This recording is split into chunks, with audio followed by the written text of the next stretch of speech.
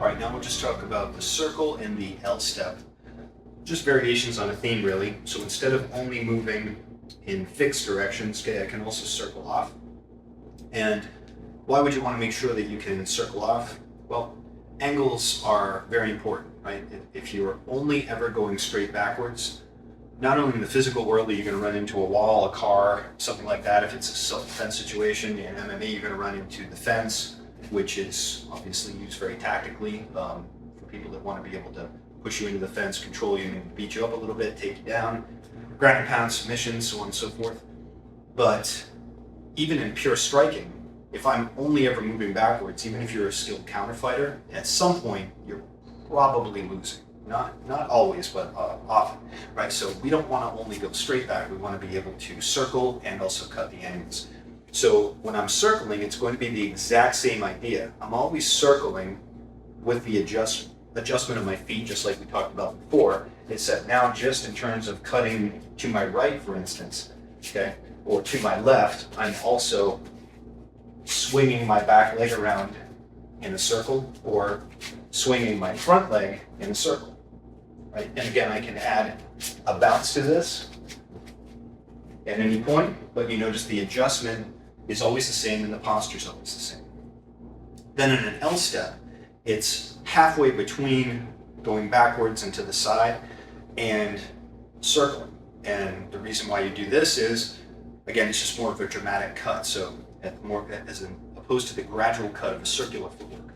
So as I'm moving back from here, okay, maybe I go back a couple of times and then I feel, okay, there's an obstruction behind me. I'm going to be put against the cage. I'm going to be put in the corner of a boxing ring, or I'm going to be shoved into a wall. So from here, okay, I go back and then I cut to the side and create that superior angle. Okay? One thing I'm not going to get into too much right now is switching stances, unless it has to do with an actual switch technique, such as a switch kick or a switch knee. That's really for a higher level. It's not fundamentals. Really develop one side first.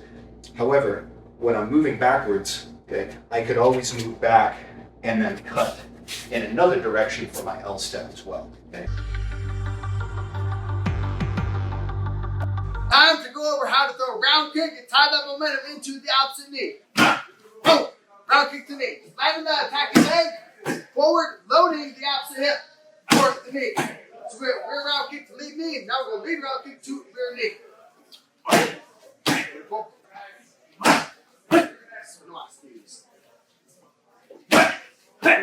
So that is a way to attack the knee off of the round kick. Another way is to go the same side knee as the round kick. So coach makes to the right knee or front right round kick to bring it back for the right knee. So right round, right knee. Beautiful. Now explain the difference between these two. Same thing up the left side. Left round kick, left knee. Beautiful. One more. So now what's the difference between these two? The first way I would use more to walk the opponent down. Okay, or if they take off, it's going to allow you to gain some ground. So when round kick, left forward, you just took a huge step for that knee. The same thing off to this side. Left round kick, and forward, cover that gap, and then hit the knee. Versus the right round kick to the right knee, left round kick to the left knee, is more so if the opponent is stationary or actually comes in. We'll play the scenario that I actually step forward to allow Coach Banks to slide back slightly off that round kick, and then hit the knee. So that's how those two things would apply in live combat, or sparring, or unscripted scenario. Okay? So let's go again, right side. Right. Beautiful. So that's if they're going to aggress off of that. That would be a counter for you. Okay? Same thing on the left side. Left round kick. Left knee. Left round kick. Left knee. We already learned how to throw round kicks to the knee. This entire round, opposite knee of the last round. Okay? So numbers of round kicks. Opposite round kick is the last punch. 3. All 3 body kicks. So Coach Banks just did a good high level thing.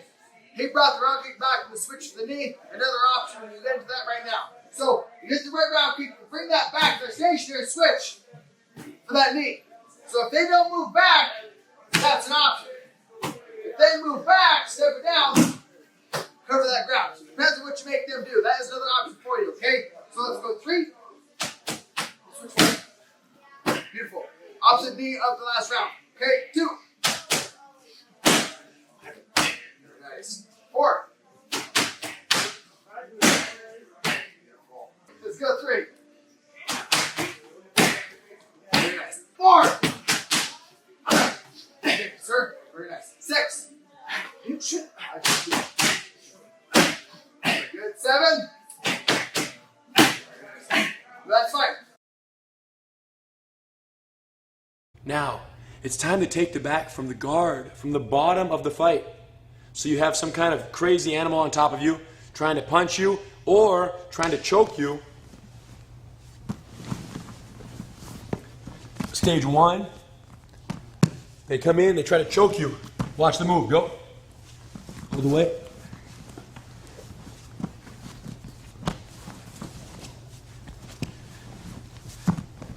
Boom, and you're on his back. So we're gonna climb around and take the back of the bully from the bottom of the guard. Hidong wins. 7 seconds.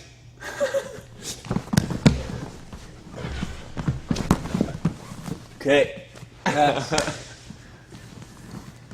So even Hidong likes Crazy Horse. Who doesn't? Okay, here's the deal. Indicators, talk indicators. From stage 1, we have several indicators now. If I swim inside one hand, Hidong swims. If I swim both and I choke him, Hidong does the arm lock. 1, 2, boom. If I swim in and I put my blade on his neck, Hidong's gonna use his legs to push me away, shove my arm across, and trap me. We call this head and arm control. Head and arm control. Now from here, Hidong's gonna hold tight, scoot his hips out just a little, and then cross his feet right there, keeping this one tight for now, and holding the head very close. So he's locked. If you leave your head down, my arm slips off. If you leave your head up, my arm is trapped. Once you have head and arm control for 5 seconds, you win. Perfect. Head and arm control is the first step towards taking the back. One more detail here, one more time, talking about how when I choke Hidong, in reality, if I was choking Hidong from the guard, I would get up on my toes and put all my weight, look, my feet, I'm crushing his neck. Even with this though, watch his legs. No more choke. Hidong's pushing away with his legs. He's straightening his body, so I can't choke him. And then he shoves my arm across, and then he hugs my neck and lets me down.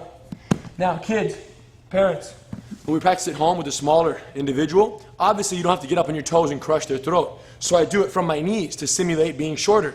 So when Hidong has me in stage 1, I'm gonna swim through and lean on my knees, put a little bit of weight, but not much at all. Hidong's gonna use his legs to push me away, shove, drop, and hug. Okay. And then from that hug, get a little baby angle, barely. And then keep tight here and just hold for 5 seconds. Notice how when his arm is in my throat, go ahead, I'm looking this way a little bit. To protect your neck. If I look like this, it hurts right here in the front. So turn your chin sideways. Turn your chin towards the bad guy's elbow. Look, my elbow, Hidong's chin. And now he's blocking the punch over here. He uses his legs to push away, shove it across, drop me in, hug with his head close, and stays tight the whole time. Nice legs, nice little angle. If you can hold this for 5 seconds, you're ready for the next slice. Make sure, kids, don't push. Push my elbow, please. Don't push the elbow with the hand. Push across. Don't push it under your arm right here. Hold my neck now. See, hold hands, handle, hold hands. My arm can now slip out. So whenever you push the arm across, it lands right here by your shoulder, by your ear, my elbow, and now hug my neck. Good. So you want the arm and the neck both in the mix right here.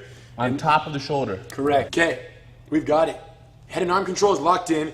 The bully tries to pull their arm out and they fail. They exhaust. Once they calm down, only once they calm down.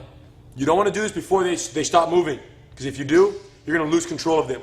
Once they calm down, we're going to sneak up behind them and take the back. Check it out. So Hidong's choking me. Look at my legs. Push, choke me, choke me, deflect. As soon as I deflect, I hug and I lock. Here's how I lock my hands. This is the ninja method here. Look, no thumbs, lock, trap. It's kind of advanced. So if you grab like this, it's okay. Like this, here, whatever. But I like this. Now, from here, pull your arm out. Hidong's arm is trapped. He tries 4, 5, 6, 7, 8, 9, 10. Once he stops trying, watch what I'm going to do. I'm going to continue to wiggle my hips out little by little. Turn on my side. And now from here, I want to get this leg of mine in between his legs. From here, put it in the middle. Look. My knee's still bent, look. But I put my foot from here to here. And now, once the foot is in the middle, watch the hand. Hug. And then from here, get up and climb up on the back. Okay? So we're just climbing up. Hold on. Try it. I'll coach from the outside. Let's watch. Hold on. Starting with the initial choke. Cross your legs. Push away. Shove it across. Hug the neck. Push it hard. Yes. Lock the hands tight. Hold on. Stay close. Nice. It's close, close, close.